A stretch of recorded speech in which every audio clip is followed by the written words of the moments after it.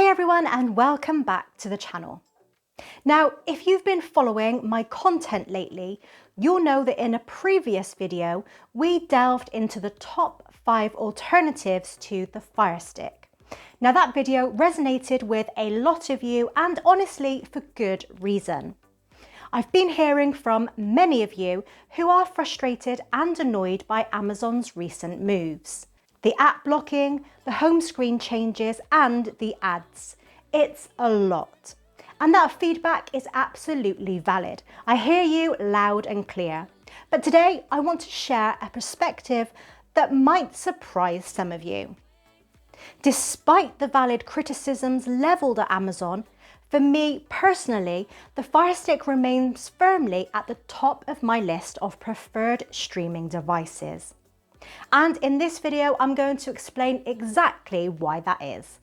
We're going to dive deep into my personal usage habits, why Amazon's changes haven't impacted me, and why, for my specific needs, the Firestick continues to be a rock-solid, reliable choice. Let's get into it.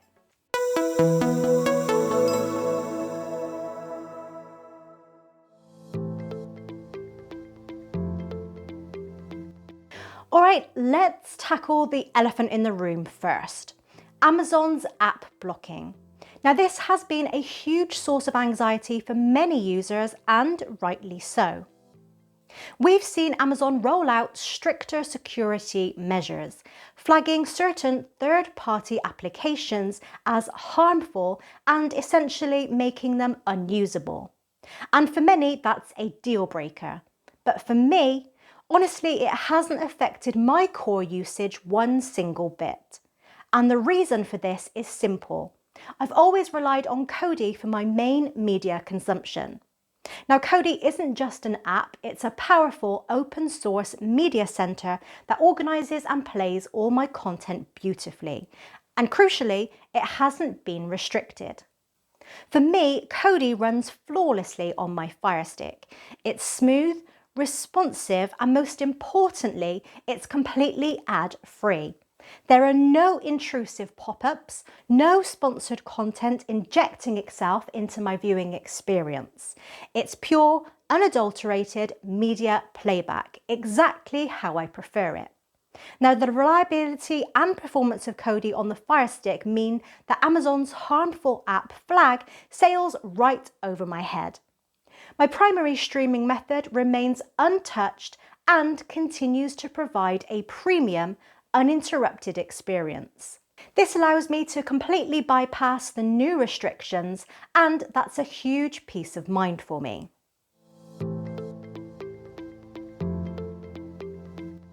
Another point of contention for many is the Firestick's evolving home screen. More ads, more promoted content, a less customizable interface. I hear the complaints, believe me, but here's my honest take. I just don't spend much time there. My personal workflow is all about efficiency. I use the Firestick for specific purposes. Primarily launching Kodi, which I can get to in just 3 clicks, as I've placed it at the beginning of my favorites row. And with just 1 click of the apps button on my remote, I'm off the home screen and into my list of apps and content within seconds. Now, the cosmetic changes, the extra ads, while I understand why they're annoying to some, they simply don't impact my daily streaming habits because I bypass them so quickly. It's about how you use the device, and for me, the home screen is merely a brief portal, not a destination.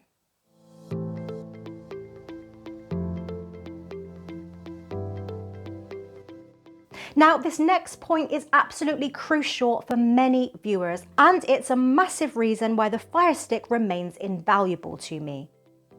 Being here in the United Kingdom, reliable access to our domestic catch-up services is non-negotiable, and this is where the Firestick truly shines. All the major streaming services for catch-up work perfectly with Fire TV devices. We're talking BBC iPlayer, ITVX, My5 and all 4. They all run seamlessly with full feature support.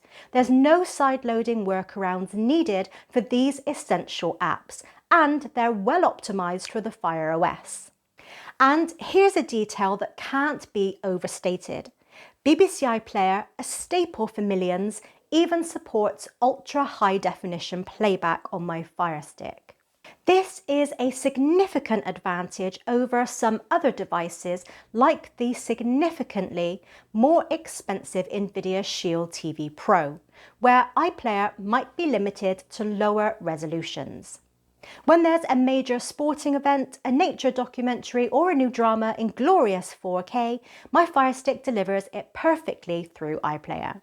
This comprehensive and high quality support for all the content I regularly watch makes the Firestick incredibly convenient and reliable for my needs.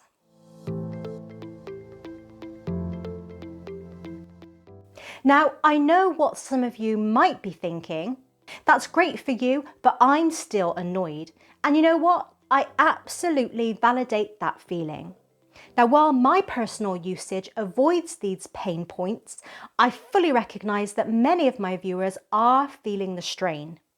You're annoyed with Amazon's decisions, you feel like your device is becoming less user-friendly, or that your favourite non-official apps are being targeted. That feedback is precisely why I made my previous video, the top 5 alternatives to the Firestick. It wasn't about me abandoning the Firestick, it was about acknowledging your frustrations and providing viable, excellent options for those who do want to switch. My goal is always to empower you, my audience, with the information and choices that best suit your streaming habits. If Amazon's changes are impacting your experience negatively, then exploring alternatives is a perfectly logical and smart decision. So in conclusion, for my specific streaming setup and habits, relying heavily on Kodi for the past 6 years for ad-free media and needing seamless high-quality access to domestic catch-up services, the Firestick continues to be a fantastic, reliable device. Nothing Amazon has done has truly affected my daily usage. However, that doesn't invalidate your concerns. The streaming landscape is constantly evolving, and what works perfectly for one person might be a headache for another. It's all about finding the right device for your needs, your content, and your preferences. So, what are your thoughts on this? Has Amazon's recent app blocking impacted your Firestick usage? Are you still a Firestick loyalist like me, or have you made the switch to an alternative? I genuinely want to hear your perspective down in the comments. If you found this video useful and interesting, please give it a thumbs up. It really helps the channel. And if you haven't already, hit that subscribe button and ring the notification bell so you don't miss any of our future tech reviews, tips, and insights into the ever-changing world of streaming. Thanks so much for watching, and I'll catch you in the next one.